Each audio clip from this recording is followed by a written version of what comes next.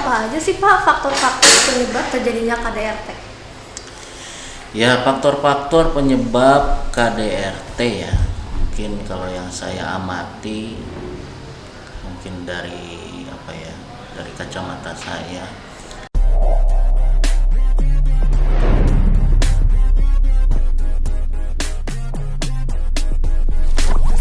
Assalamualaikum warahmatullahi wabarakatuh. Halo teman-teman semuanya, kembali lagi di Diktum, Dialektika Hukum Universitas Muhammadiyah Sukabumi. Di episode kali ini akan ditemani oleh saya, yaitu Cynthia Dani. Dan narasumber kita kali ini adalah narasumber yang spesial karena beliau merupakan Kaprodi dari Ilmu Hukum Universitas Muhammadiyah, yaitu Bapak Haidan Angga Kusuma SHMH. Assalamualaikum Bapak, gimana kabarnya hari ini? Waalaikumsalam, alhamdulillah baik Cynthia. Gimana kabar sebaliknya? Alhamdulillah Bapak baik. Di episode kali ini kita akan membahas perihal KDRT menurut sudut pandang dari pidana. Sebelum untuk pertanyaan lebih jauh nih Pak, bisa dijelaskan dulu nggak KDRT itu apa sih? Baik ya, memang yang namanya KDRT ini memang fenomena yang sering terjadi di masyarakat. Ya kita mungkin Cynthia juga nanti ketika nanti dalam berumah tangga ya perlu memahami mengenai bagaimana hak-hak dan kewajiban dari baik dari sebagai suami atau sebagai istri ataupun nanti sebagai anak, mungkin kalau mungkin ruang lingkupnya sekarang sebagai anak karena mungkin belum menikah ya. Ya kalau KDRT itu merupakan salah satu perbuatan ya yang dilakukan oleh seseorang khususnya perempuan ya, karena yang sering mengalami kekerasan dalam rumah tangga itu adalah perempuan, baik itu dalam hal kekerasan ya, kekerasan fisik atau psikis, dan juga penelantaran ya. Penelantaran itu intinya adalah tidak memenuhinya rasa kewajiban yang diberikan misalnya oleh suami ya ataukah oleh istri ya. Dan kekerasan dalam rumah tangga ini bisa terjadi bukan hanya kepada istri saja ya, tapi yang ada ruang lingkupnya dalam rumah tangga, bisa suami, bisa istri, bisa anak, bisa anak angkat kalau misalkan saya mengangkat anak ya, terus juga bisa pembantu rumah tangga. Nah itu Berarti KDRT itu tidak hanya untuk wanita saja, berarti bisa lelaki juga kena KDRT atau anak juga bisa berarti ya Pak? ya. Bisa dijelaskan nggak sih Pak macam-macam dari KDRT itu, contoh-contohnya apa? Baik ya, jadi yang namanya KDRT itu terkait dengan bentuk-bentuk mungkin ya, bentuk-bentuk KDRT seperti yang saya sampaikan sebelumnya. KDRT itu ada yang pertama mungkin kekerasan fisik ya, KDRT yang berkaitan dengan kekerasan fisik. Nah ini kalau misalnya sudah berkaitan dengan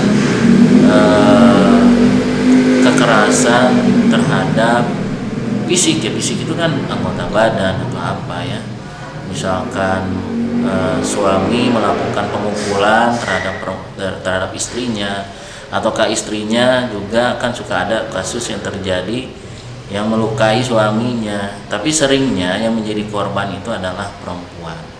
Nah itu kekerasan fisiknya, dan juga bisa terjadi kepada anak kekerasan fisik itu ya. Nah yang kedua ada kekerasan psikis. Kekerasan psikis itu kan berbicara mengenai tekanan emosional ya, yang tidak bisa dikontrol, yang sehingga bisa menyebabkan atau mengakibatkan trauma ya, baik kepada terutama kalau misalkan istri ya. Nah misalkan suami melakukan ucapan yang tidak baik, membentak atau apa ya, atau mengeluarkan kata-kata kasar ataukah, nah itu termasuk dalam kekerasan fisik. Nah itu juga dilarang ya di dalam undang-undang KDRT, itu tidak boleh. Yang ketiga adalah penelantaran dalam rumah tangga. Penelantaran dalam rumah tangga itu misalkan suami misalkan tidak memenuhi kewajibannya sebagai suami untuk menafkahi keluarga, ya, ada pembiaran, anaknya tidak dibiayai, ya, tidak diberikan kebutuhannya, ya, bukan ke anaknya saja, ke istrinya, karena suami kan punya kewajiban untuk memberikan nafkah, bukan hanya nafkah buat kebutuhan makan, bukan itu saja, dari tempat tinggal, pakaian, semua kan harus dipenuhi, yang namanya kewajiban dari seorang suami, tapi sesuai dengan kemampuannya, ya. Nah, itu adalah penelantaran. Juga bisa sebaliknya, istri misalnya tidak memenuhi kewajibannya sebagai istri misalnya, ya, tidak menjalankan kewajibannya, ya, mungkin bisa saja dia tidak melakukan kewajibannya karena faktor-faktor tertentu, apakah misalkan, ya, bisa saja karena istrinya sibuk mungkin bekerja sehingga tidak bisa membagi waktu, ya, untuk menjalankan kewajibannya sebagai istri. Jadi intinya penelantaran keluarga juga bisa bermacam-macam alasannya.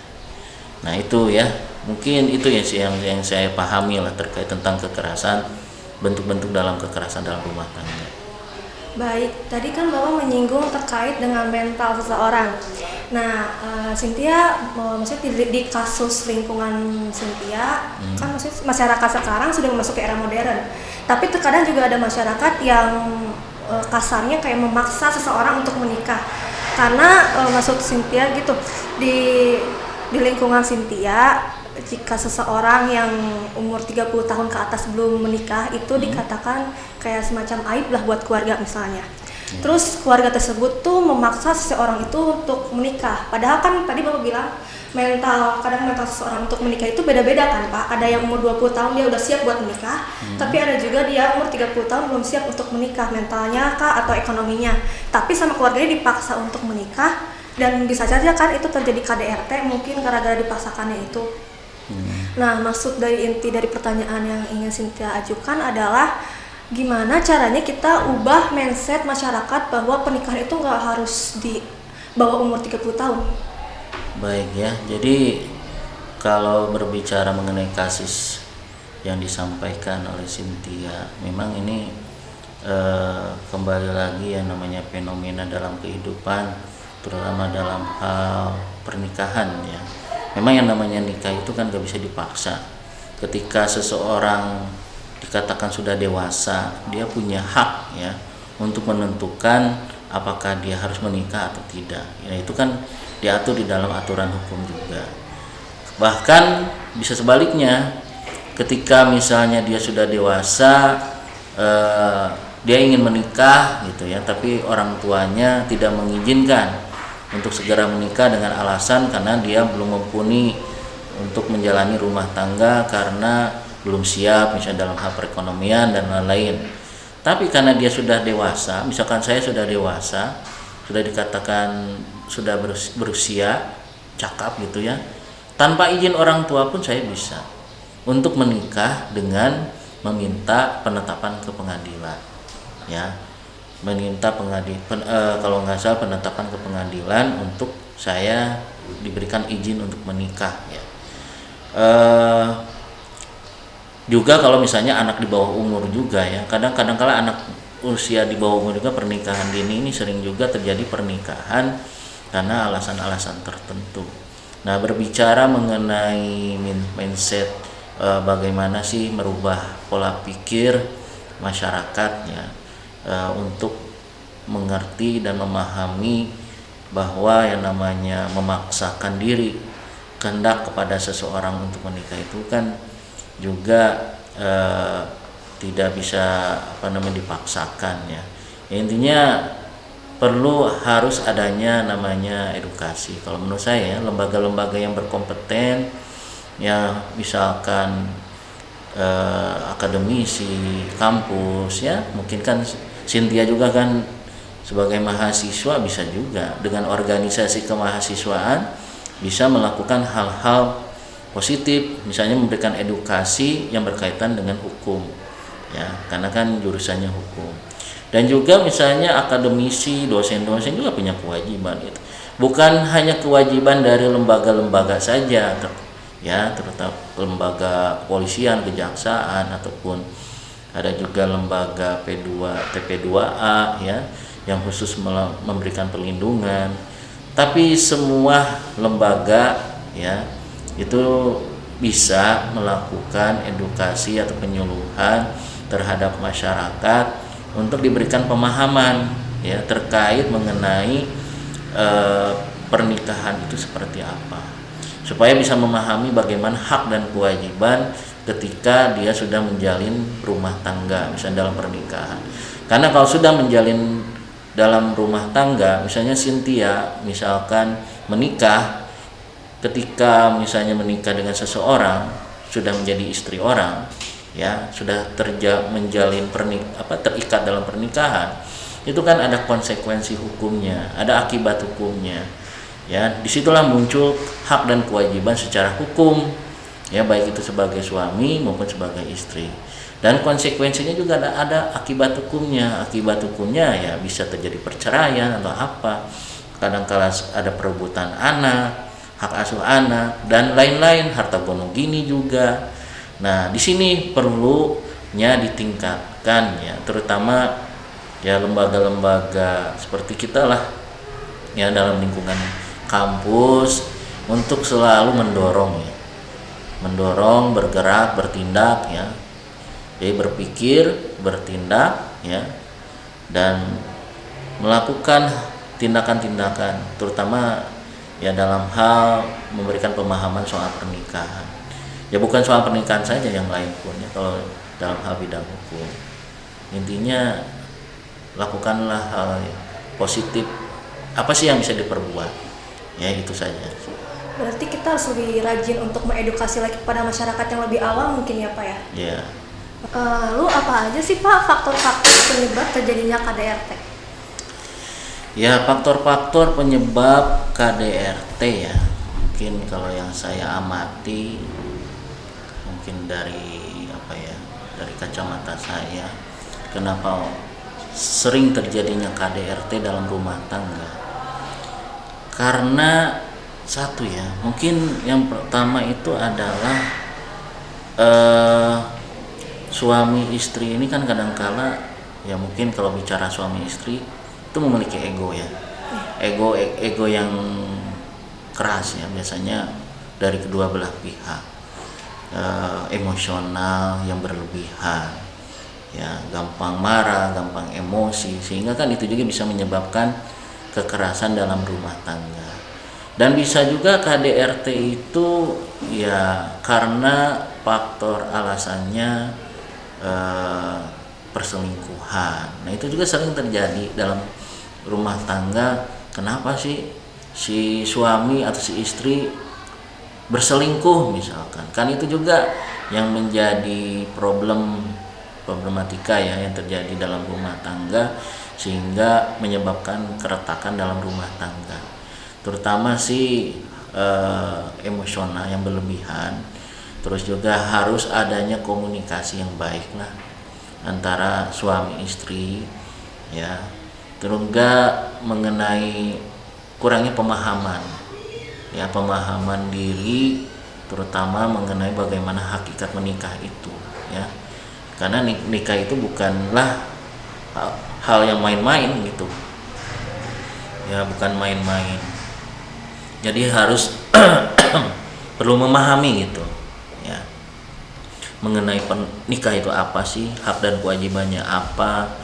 Terus intinya kan kalau menikah itu kan berarti kan harus menerima kekurangan dan kelebihan masing-masing. Nah kadang-kala di sini masih adanya orang ya dalam rumah tangga itu atau suami atau istri ini belum bisa menerima bagaimana kekurangan pasangan. Biasanya itu juga sering terjadi, namanya kekerasan dalam rumah tangga ya. Banyaklah macam-macam sehingga terjadinya kekerasan ya.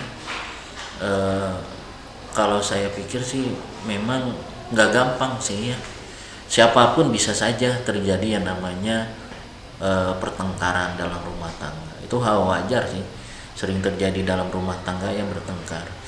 Tapi yang perlu disikapi kalau ketika nanti misalnya berumah tangga, misalnya Cynthia ya, itu harus dibekali ya minimal ilmu mengenai bagaimana sih menikah itu ya, karena itu kalau sudah masuk dalam pernikahan itu kan merupakan memiliki hak kewajiban, yang mana kewajiban itu selamanya gitu ya. Jadi perlu dibenahi terutama dalam diri orang manusianya itu mengenai emosinya yang dikontrol.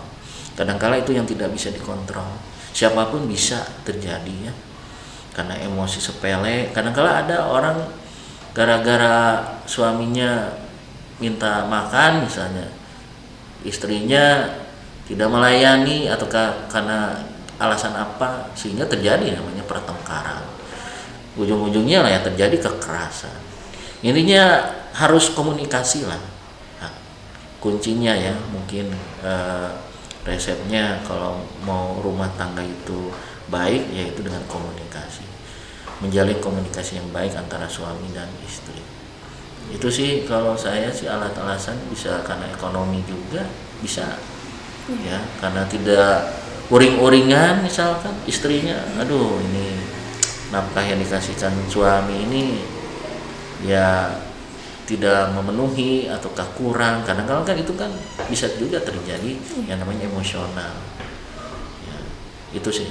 Oke. Baik nih, tadi kan Bapak menjelaskan terkait hak dan kewajiban. Bisa tolong dijelaskan nggak sih Pak tentang hak dan kewajiban itu maksudnya seperti apa? Ya, hak dan kewajiban itu kalau dalam rumah tangga, kewajiban itu kan berarti ada hal yang harus dilaksanakan. Ya, kalau hak itu kan berarti bukan tuntutan, yang menjadi yang harus dipenuhi itu menjadi bagian saya.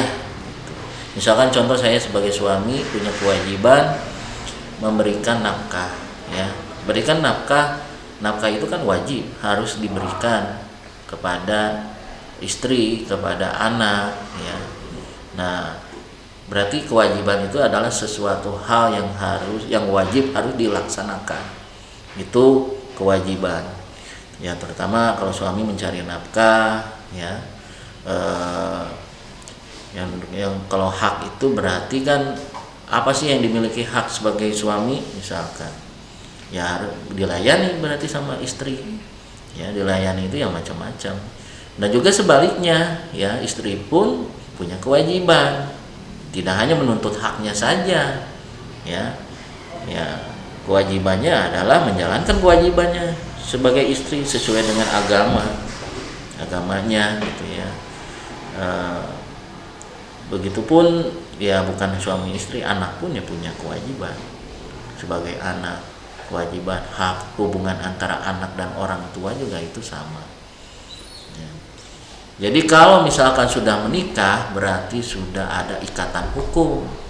Nah, sudah ada ikatan hukum baik itu secara agama maupun secara negara. Kalau hukum negara berarti ada konsekuensinya, berarti akan timbul hak dan kewajiban hukum, akan timbul namanya akibat hukumnya juga ya. Seperti itu sih kalau menurut saya. Baik, kan sekarang kita membahas perihal KDRT menurut sudut pandang pidana nih Pak. Bisa dijelaskan nggak Pak, apakah ada undang-undang yang mengatur terkait KDRT ini? Ya, terkait tentang KDRT, undang-undang yang mengatur terkait tentang penghapusan kekerasan dalam rumah tangga itu kalau nggak salah itu Undang-Undang Nomor 23 tahun 2004 ya. Koreksi ya kalau misalnya saya salah. Itu adalah undang-undang yang mengatur mengenai kekerasan dalam rumah tangga. Nah, di situ jelas diatur mengenai ruang lingkup terkait dalam kekerasan dalam rumah tangga. Makanya pondasinya yang ini. Kalau misalkan ya, saya juga kalau misalnya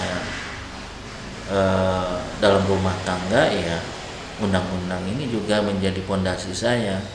Ibaratnya ada rem lah ketika saya ya jangan sampai melakukan pelanggaran hukum, karena baik itu suami atau istri bisa terjadi pelanggaran hukum ya dengan undang-undang KDRT ini.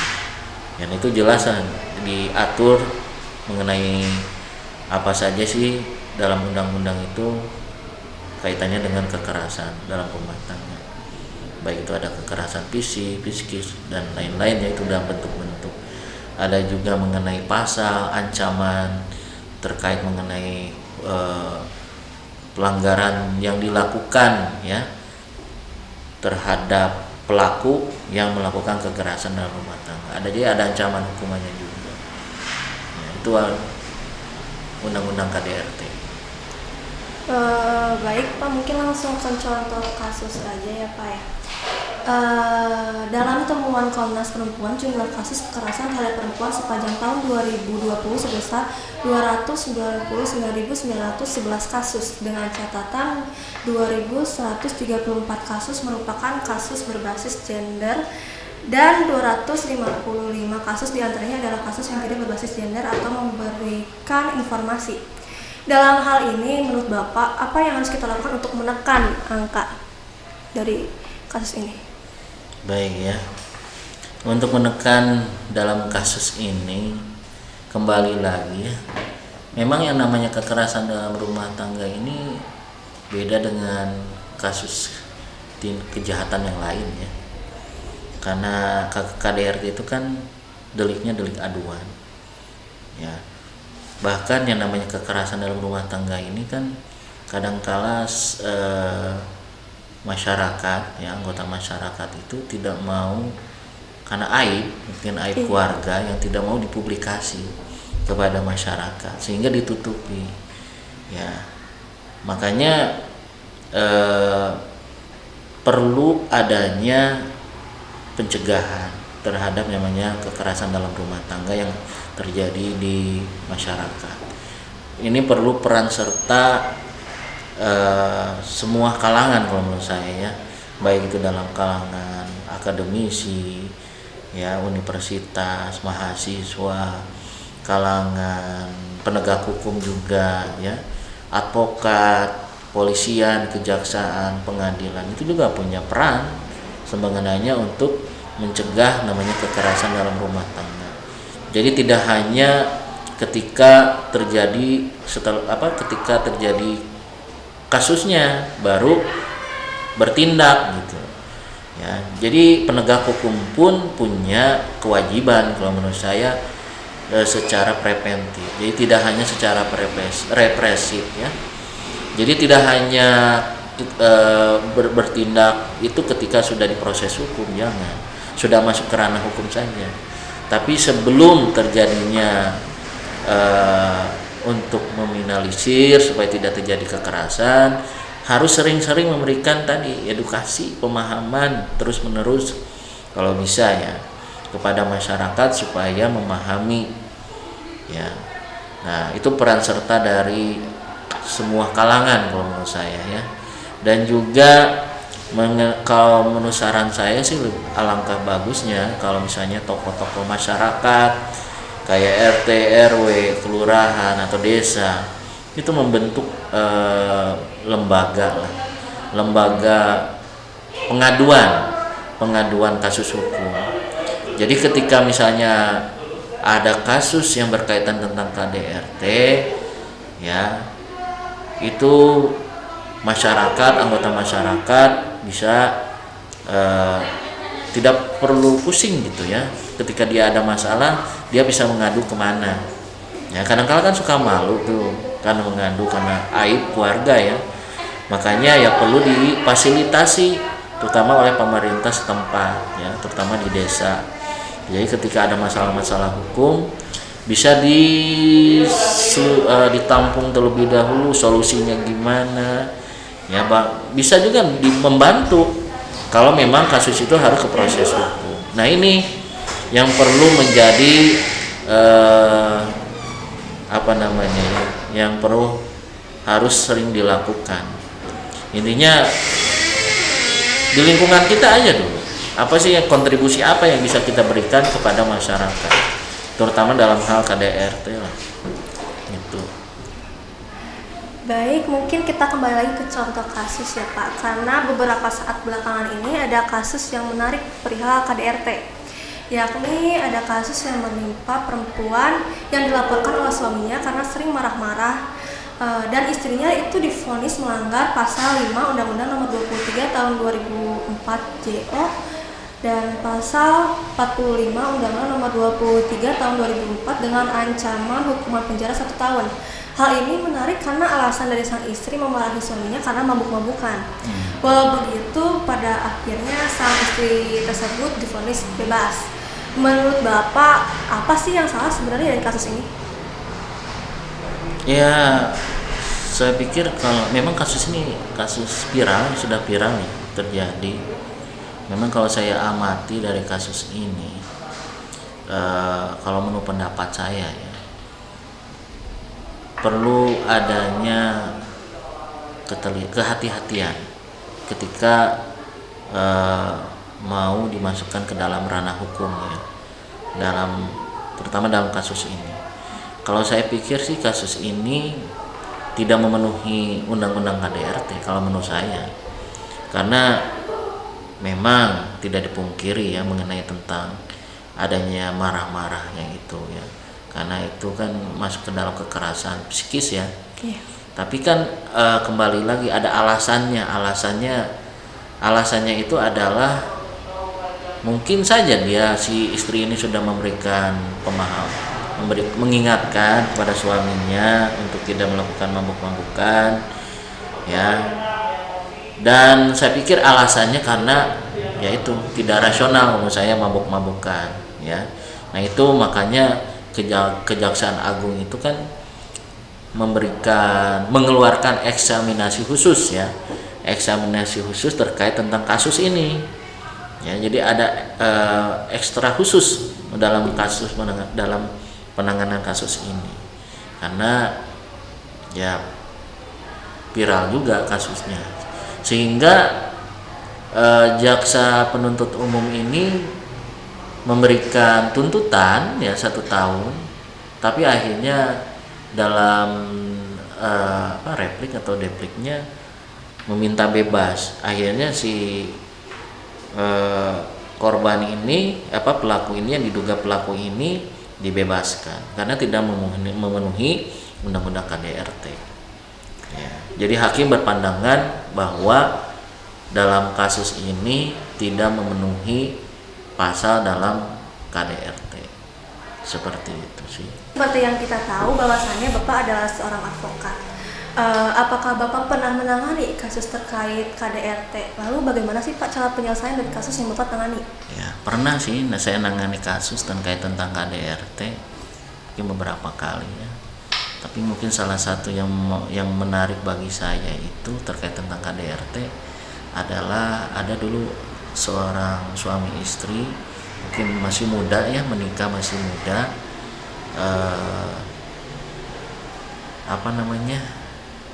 si suaminya ini kalau nggak salah dia turunan pesantren gitulah ya.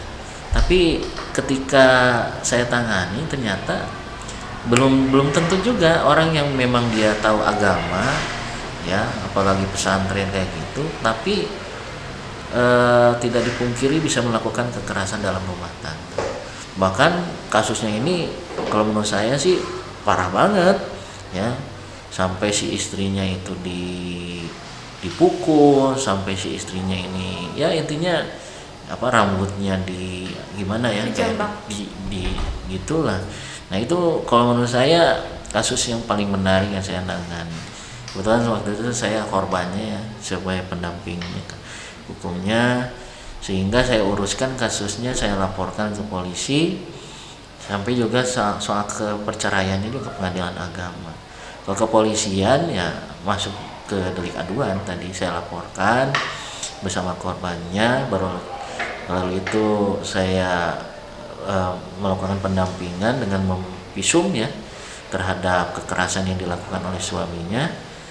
Akhirnya ya diproses mungkin sama pihak berwajib ya, klien saya di BAP ya, saya menghadirkan saksi-saksi ya, baru ya si pelakunya, si suaminya ini ya ditangkap gitu, ditahan lah, sampai ditahan dan sampai keputusan pengadilan Itu kasus yang pernah saya tangani. Sampai saya urus juga perceraiannya pengadilan agama ya. Karena itu miris banget kalau bagi saya ya. Karena masih di bawah umur, bukan di bawah umur ya, masih muda, nikah muda lah. Mungkin usia 18-19 tahun udah menikah mungkin ya. Tapi ya memang itu kadangkala usia memang tidak jaminan ya. Kedewasaan seseorang itu tidak diukur dari usia kalau menurut saya. Orang yang lebih tua juga kadangkala ada juga yang tidak bisa mengontrol emosi. Nah itu perlu ya selalu belajar ya untuk mengontrol emosi. Orang normal pun bisa saja emosi gitu ya. Makanya ya harus inilah sering-sering bagaimana caranya supaya bisa menahan emosi, apalagi ketika dalam rumah tangga. Yang bertengkar pastilah terjadi kalau dalam rumah tangga, tapi jangan sampai yang namanya melanggar kekerasan dalam rumah tangga lah kalau menurut saya gitu. Itu mungkin Cynthia. Baik, sebagai penutup dari pembicaraan kita kali ini Pak, bisa tolong dijelaskan nggak sih Pak, apa yang harus diperhatikan agar pernikahan itu bisa terhindar dari KDRT? Ya, yang perlu yang perlu menjadi modal ya ketika misalnya mau menjalin atau dalam mengikatkan diri dengan namanya pernikahan, itu harus dipikir matang-matang ketika berumah tangga ya, dalam pernikahan, terutama mengenai kesiapan diri dulu ya. Apakah siap tidak secara pribadi ya, baik itu dalam hal bisa mengatur mengenai emosi itu tadi ya. Yang kedua mungkin dari segi finansial ekonominya juga, karena kembali lagi nikah itu kan bukan main-main ya, bukan main-main, tapi benar-benar ya ini suatu ibadah yang nanti pertanggungjawabannya kepada Allah gitu, kepada Tuhan ya. Intinya sebelum menikah, kalau misalkan sekarang itu udah ada namanya pranikah ya, pelatihan pranikah. Kalau menurut saya sih bagus kalau itu. Kalau menurut saya perlu yang namanya calon mempelai ya, untuk ketika mau menikah perlu diajari dulu lah, diberikan ilmunya dulu mengenai soal rumah tangga itu gimana ya. Saya pikir dengan pranikah, melakukan pelatihan-pelatihan yang diadakan oleh lembaga-lembaga khusus mungkin ya, kalau menurut saya wajib aja harus mengikuti kalau menurut saya. Selain dengan melakukan edukasi tadi ya, pencegahan yang dilakukan oleh lembaga-lembaga khusus yang menangani mengenai perempuan dan anak, terutama dalam hal kekerasan ya. Intinya seperti itu sih kalau menurut saya, terutama harus disentuh bagi masyarakat yang memang susah dijangkau, terutama di kalangan desa atau apa ya, untuk diberikan pemahaman-pemahaman terkait tentang kekerasan dalam rumah tangga. Itu pernah saya lakukan waktu itu ya. Saya dengan tim dosen yang lain melakukan penyuluhan hukum di desa Pada Asih ya, Kecamatan Cisaat. Saya melakukan penyuluhan hukum berserta para dosen dan mahasiswa.